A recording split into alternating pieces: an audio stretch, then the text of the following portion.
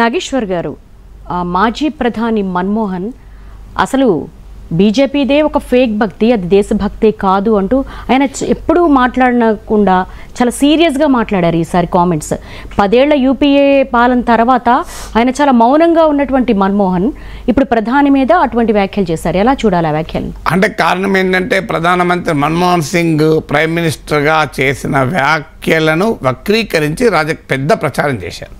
Prime minister అన్నది ఏంటంటే దేశ వనరులపైన దేశంలో ఉన్న సామాజికంగా అణగారిన వర్గాలు ఎస్సీ, ఎస్టీ, బీసీ, మైనారిటీలు, మహిళలు, మైనారిటీలు, మరీ ముఖ్యంగా ముస్లింలు, వీరికి మొదటి హక్కు ఉంటుంది అన్నాడు.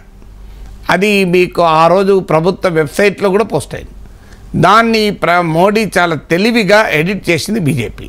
చేసి మైనారిటీలు ముఖ్యంగా ముస్లింలకు మొదటి హక్కు ఉంటుంది అని మన్మోహన్ సింగ్ అన్నాడు.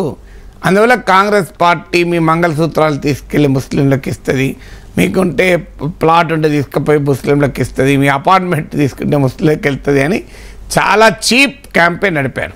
సో అంత చీప్ క్యాంపెయిన్ నడిపిన తర్వాత ప్రైమ్ మినిస్టర్ రియాక్ట్ కాకుండా మాజీ ప్రధాని రియాక్ట్ కావాల్సిందే కదా. అందువల్ల మన్మోహన్ సింగ్ రియాక్ట్ కావాల్సిన పరిస్థితి మోడీ ప్రచారం తీసుకొచ్చింది. ఎందుకంటే ఆయన అన్న వ్యాఖ్యల పైన ఇంత పెద్ద చర్చ జరిగిన తర్వాత ఆయన రియాక్ట్ కాకుండా ఎలా ఉండగలుగుతాడు? అందువల్ల డెఫినెట్గా మన్మోహన్ సింగ్ క్లారిఫికేషన్ ఇస్తూ కూడా మోడీ ప్రభుత్వ ఎజెండా పైన ప్రధానంగా అటాక్ చేయాల్సి వచ్చింది.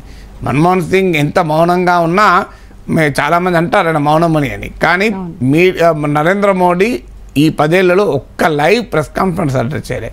మన్మోహన్ సింగ్ అనేక లైవ్ ప్రెస్ కాన్ఫరెన్స్ అటెండ్ చేశాడు. లైవ్లో మీడియాను అనేక సార్లు క్వశ్చన్స్ రిసీవ్ చేసుకున్నాడు. పార్లమెంట్లో క్వశ్చన్స్ ఆన్సర్ చేశాడు. మీకు ఈ 10 ఏళ్లలో నరేంద్ర మోడీ డైరెక్ట్గా 10 ప్రశ్నలు కూడా ఆన్సర్ చేయాలి పార్లమెంట్లో.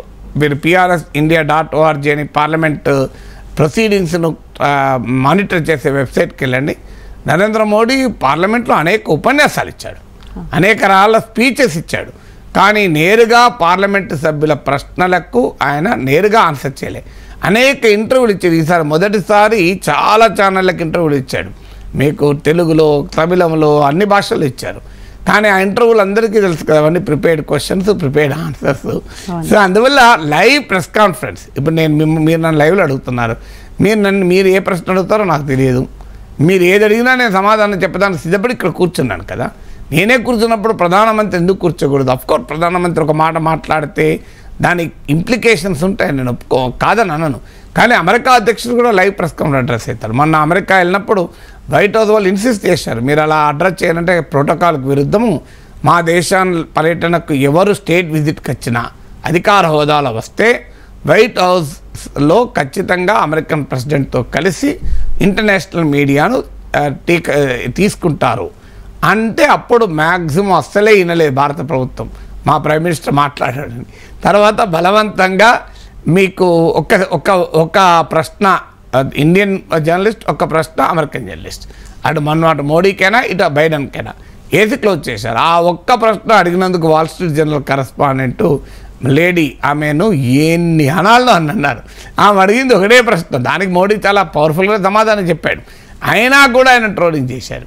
సో అందువల్ల మన్మోహన్ సింగ్ నోరు విప్పడని పేరు, కానీ మోడీ సెలెక్టివ్గా ఎక్కడ మౌనంగా ఉండాలో అక్కడ మౌనంగా ఉంటాడు, ఎక్కడ మాట్లాడాలి ఉంటాడు. మోడీది 1 వే బ్యాటింగ్.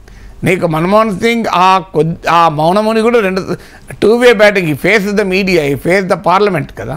సో ఆ మేరకు అప్రిషియేట్ చేయాలి కదా. అందువల్ల మన్మోహన్ సింగ్ ఎందుకు రియాక్ట్ కావాల్సి వచ్చిందంటే మోడీ వ్యాఖ్యల వల్ల రియాక్ట్ కావాల్సి వచ్చింది.